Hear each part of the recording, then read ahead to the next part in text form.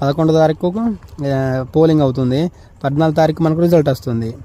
అప్పుడు తెలుస్తుంది అసలు ఎవరు విన్ అవుతారు గాంధీ.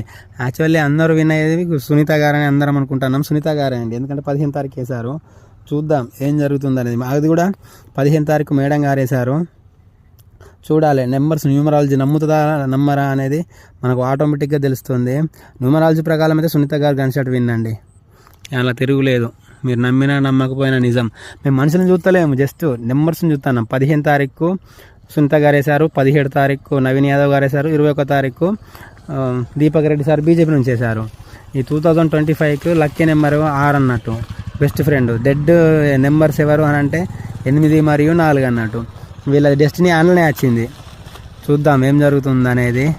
Wait and see. అందరం ఆ రిజల్ట్ కోసం ఉన్నాం. ఇప్పుడు ఇది November 1 అన్నట్టు ఈ వీడియో చేస్తున్నాం. ఇంకా కరెక్ట్ 14 రోజులు ఉంది. ఈ టైం వరకు రిజల్ట్ ఆటోమేటిక్గా వచ్చేస్తుంది. చూడాలి ఏం జరుగుతుంది అనేది.